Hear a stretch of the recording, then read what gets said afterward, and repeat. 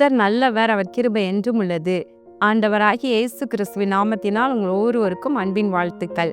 தேவ கிருபையும் சமாதானமும் உங்களுக்கு பெருகுவதாக. இன்று மே மாதம் 8ஆம் தேதி. பிரியமானவர்களே, இன்று நாம் தியானிக்கும் வசனம் 2 நாளாகமம் 29ஆம் அதிகாரம் 11வது வசனம். நீங்கள் கர்த்தருக்கு பணிவிடை செய்யும்படி அவருக்கு முன்பாக நிற்கவும், அவருக்கு ஊழியம் செய்கிறவர்களும் தூபம் காட்டுகிறவர்களுமாய் இருக்கவும் உங்களை அவர் தெரிந்து கொண்டார். பிரியமானவர்களே, இங்கு எசேக்கியா ராஜா ஆசாரியர்களையும் லேவியர்களையும் அழைத்து வந்து அவர்களை பார்த்து இவ்விதம் சொல்லுகின்றார். என் குமாரரே, அசதியா இராதேயுங்கள்.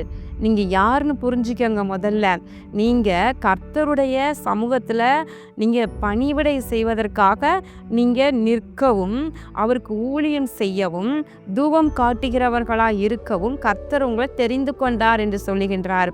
பிரியமானவர்களே, பழைய ஏற்பாடுல மாத்திரமல்ல, பேதுரு அழகா எழுதுகின்றார், நீங்களோ உங்களை அந்தகாரத்தினின்று தம்முடைய ஆச்சரியமான ஒளியின் இடத்திற்கு வரவழைத்தவருடைய புண்ணியங்களை அறிவிக்கும்படிக்கு தெரிந்து கொள்ளப்பட்ட சந்ததியாயும் ராஜரீகமான ஆசாரிய கூட்டமாயும் பரிசுத்த ஜாதியாயும் அவருக்கு சொந்த ஜனமாயும் இருக்கின்றீர்கள். அன்றைக்கு ஒரு குறிப்பிட்ட கோத்திரம் தான், லேவி கோத்திரத்தை மாத்திரம்தான் வந்து சொல்லப்படுது. அவர்கள் ஆசாரியர்களாகவும் லேவியராகவும் அவங்க இருந்தாங்க கர்த்தருக்கு பணிவிடை செய்ய. கர்த்தர் அந்த கோத்திரத்தை தமக்கு சுதந்திரமாக தெரிந்து கொண்டார் என்று பார்க்கிறோம். அவங்களோட வேலை என்னன்னா, கர்த்தருடைய சமூகத்தில் இருந்து அவருக்கு பணிவிடை செய்து தூபம் காட்டி ஊழியம் செய்கிறது தான் அவங்களுடைய வேலை. ஆனால் இன்னைக்கு பார்த்தீங்கன்னா, ஒரு கோத்திரத்தை மாத்திரமல்ல, யாரெல்லாம் இயேசு கிறிஸ்துவின் இரத்தத்தால் கழுவப்பட்டிருக்காங்களோ அத்தனை பேரையும் அவர் வந்து எப்படிப்பட்டவர்களாக தெரிந்து கொள்கிறார் என்றால், பாருங்களேன், அவர் வந்து ராஜரீக ஆசாரிய கூட்டமாக தெரிந்து கொள்கின்றார். எதற்காக நாம் தெரிந்து கொள்ளப்பட்டிருக்கோம் அப்படின்னு சொன்னால், அவருடைய புண்ணியங்களை அறிவிக்கும்படியாக தெரிந்து கொள்ளப்பட்ட நம்ம ராஜரீகமான ஆசாரிய கூட்டமாக இருக்கிற ராஜாக்களும் ஆசாரியர்களுமா நம்மளை மாற்றி இருக்கின்றார். பிரியமானவர்களே, அப்போ ஒவ்வொருவருமே, தேவ பிள்ளைகள் ஒவ்வொருவருமே ஒரு காரியத்தை நீங்க புரிந்து கொள்ளணும். நம்ம எல்லாம் சாதாரணமானவங்க அல்ல, தேவனால் தெரிந்து கொள்ளப்பட்ட ஜனங்கள். அவருடைய புண்ணியங்களை அறிவிக்கும்படியாக அந்தகாரத்தில் இருந்த நம்ம அவர் வந்து ரட்சித்து ஆச்சரியமான ஒளியின் இடத்திற்கு நம்ம கொண்டு வந்திருக்கின்றார். அப்படிப்பட்டவருடைய புண்ணியங்களை இயேசு கிறிஸ்து அவனுடைய அவர் நமக்காக சிலுவையில் பட்ட பாடுகள், இரத்தம் சிந்தினது, கல்வாரியில் நமக்காக சம்பாதித்து வைத்த ஆசீர்வாதங்கள், நன்மைகள், நித்திய ரட்சிப்பு, மீட்பு, இவைகளை பற்றியெல்லாம் நம்ம சொல்ல வேண்டும். சொல்லுவதற்காகவே தெரிந்து கொள்ளப்பட்டிருக்கின்றோம். சாதாரண ஜனமல்ல, ஆசாரியர்கள், ராஜாக்கள் கர்த்தருடைய சமூகத்தில் நின்று ஆசாரியர்கள்லாம் என்ன செய்யணுமா? அவருக்கு பணிவிடை செய்பவர்கள், கர்த்தருக்கு ஊழியம் செய்பவர்கள், அவருடைய சமூகத்தில் நின்று அவருக்கு தூபம் காட்டுகிறவர்கள். கர்த்தருடைய சமூகத்தில் தூபம்னா என்ன? அவருக்கு எப்பொழுதும் நம்ம துதி செலுத்து கொண்டே இருக்க வேண்டும். நம்முடைய ஜெபம் அவருடைய சமூகத்தில் தூபமாக சென்று கொண்டே இருக்க வேண்டும்.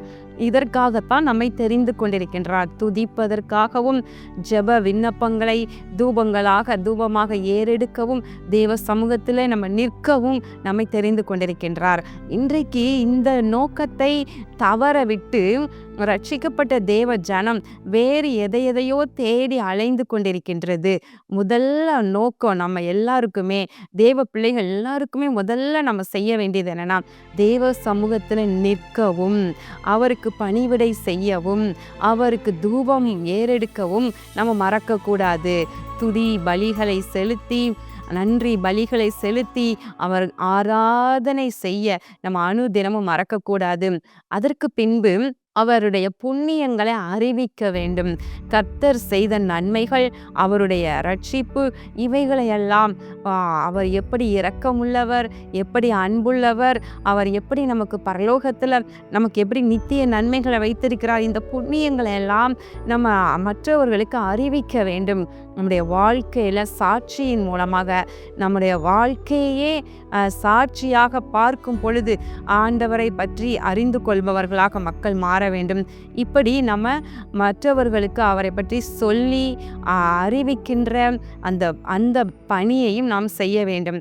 அதற்கு அடுத்து நீங்கள் உங்களுக்கு முழு நேரமாய் நீங்கள் கர்த்தருடைய ஊழியத்தை செய்ய அழைக்கப்படலைன்னா, கர்த்தர் இந்த உலகத்தில் நீங்கள் என்ன வேலையை செய்ய வைத்திருக்கிறாரோ அந்த வேலையை நீங்கள் உண்மையாக செய்யுங்க. கர்த்தர் உங்களை ஆசீர்வதிப்பார். கண்கள் மூடி ஜெபம் பண்ணுவோமா? எங்கள் அன்பின் பரலோக பிதாவே, இதோ இந்த நாளிலும் மே மாதம் 8ஆம் தேதியாகிய இந்த வியாழன் அன்று கூட நாங்கள் தியானித்த அந்த வசனத்தின்படி ஆண்டவரே, நீர் எங்களை ரட்சித்ததற்கான நோக்கத்தை நாங்கள் முதலாவது அறிந்து கொள்ள வேண்டும்.